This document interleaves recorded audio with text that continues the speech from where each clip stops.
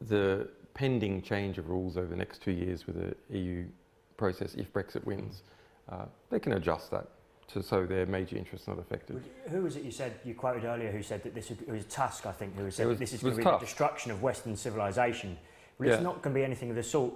Whether we vote or stay, sort of corporate capitalism will still be the dominant system within the United Kingdom, and they'll just find new ways of, they'll turn it into an opportunity, I think. I can't see, I'd agree, I don't think there's going to be much of a difference. It's funny though, isn't it, how the Conservative Party persuaded us that we live in an economy and not in a society, and suddenly now it's all about sovereignty, so it's a society again, and I don't understand it. Whatever's convenient on the day, yeah. Okay, I have 2 new results. This is fun.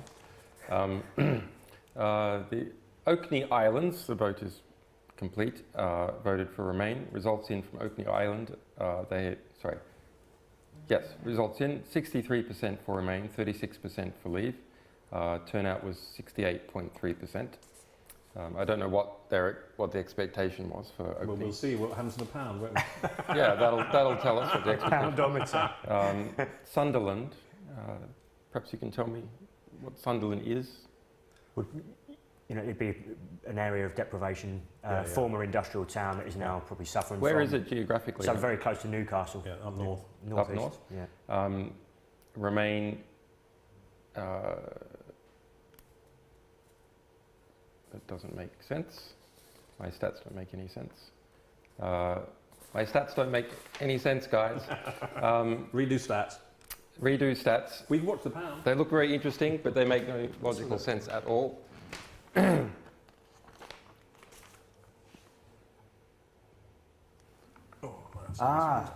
no, this is interesting. So no, it doesn't make any sense. No, in Sunderland, no, it doesn't make any sense the wrong way around. It doesn't make any sense at all because look, they've got the numbers the wrong way around here. So 51. They must be around the wrong way around. Yeah, so Leave is won by 61% from the look of it here, and Remain has got 39%. Yeah. And Sunderland was expected to vote Leave, but this 61%, if that's correct, we're obviously guessing a bit. But it's actually do we know what percent it was expected approximately? Well, I think they're saying that I think I read this today that they were expecting a 55% Leave in Sunderland, so this is really? 6 percentage points above that. Wow. If that's true, I mean, got the numbers. Well, I think you're probably right. That would sort of make sense mathematically if they've got it back to front. Oh. So that's a big swing for.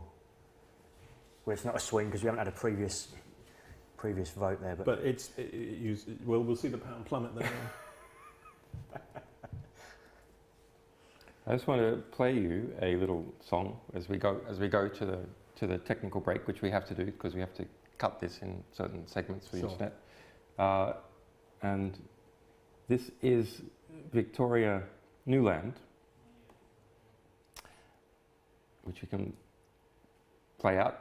We'll be back with more guests and more votes. Victoria Newland is best buddies with Hillary Clinton. Her husband is Robert Kagan. She works for the US State Department. She's in charge of the European area. She was intercepted in Ukraine at the time of the Ukrainian conflict, saying what you're about to hear her say, which has a new resonance as a result of the Brexit vote. I don't think you've heard this before, Vaughan. I have not. This is such a cool song. It's been cut up, obviously, with Newland. Certainly not heard it before. But you can check her out, Victoria Newland. She's also in the Hillary Clinton emails, wikileaks.org/Clinton emails. This morning, I sought the EU. When I talked to Jeff Feldman, I sought the EU. And I said, probably tomorrow, I sought the EU. They wasted all that money on the Leave campaign, and they could have just put this to number one. Yeah, they could have just handed it over to Victoria Newland. Okay, this is we're going now. This is we'll be back in a moment. The Brexit Club, brexitclub.eu. We are going through until late. to when we have a clear outcome, probably about 2 a.m. There are more results through at 12 a.m. You can contact us through Ask Brexit Club on Twitter, #Ask Brexit Club. And, you know, saucy EU. I should have said, this is what you really can't see on BBC. This will never be on BBC. I fuck the EU. You can be pretty sure that if it does start to gain altitude, the Russians will Fuck the EU. WikiLeaks is raising a $100,000 reward for the missing chapters on America's most wanted secret, the Trans-Pacific Partnership. And this is why. TPP is for American businesses. It's called the Trans-Pacific Partnership, and it might not sound important to you until you hear Democrats railing against their own president and saying your job could be on the line. Who will benefit from the TPP? It is enforceable corporate global governance. It is a giant giveaway to monster transnational corporations. Wall Street, pharmaceuticals, telecom, big polluters, and outsourcers are all salivating at the chance to rig the upcoming trade deals in their favor. All 29 chapters of the TPP are secret, but 3 of them have been WikiLeaked. So what do we know so far? The United States has negotiated the TPP almost entirely in secret with the help of about 600 private corporations. The TPP is a multi-trillion-dollar treaty that is being negotiated behind closed doors by the Obama administration. They say it's a free trade deal, but in reality, it is anything but free, and 80% of it isn't even about trade. There are 29 chapters, only 5 of them have to do with trade. They have to do with our freedom on the internet. They have to do with the financial regulation, food and product safety. The treaty covers nearly half of the world's economy and is the largest ever negotiated. It will have implications beyond matters of trade, intruding into almost every aspect of people's lives. The TPP bans favoring local businesses. Experts say it will send millions of jobs overseas and drive down wages and conditions at home.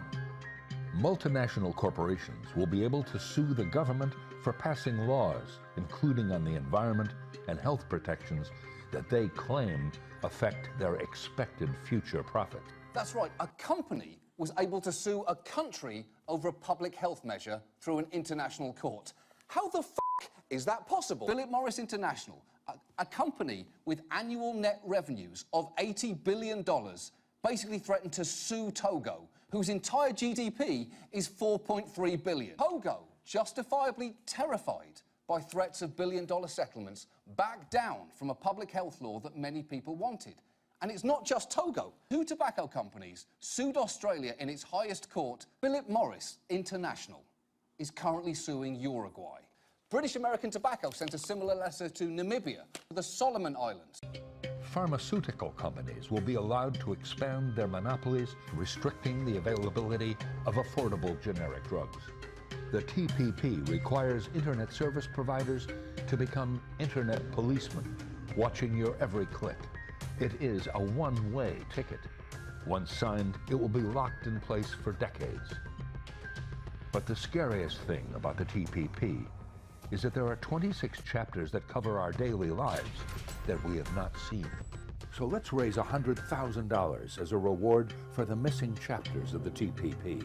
Help uncover a $1 trillion secret that will affect the whole world. Make your pledge today. Go to wikileaks.org/TPP-reward.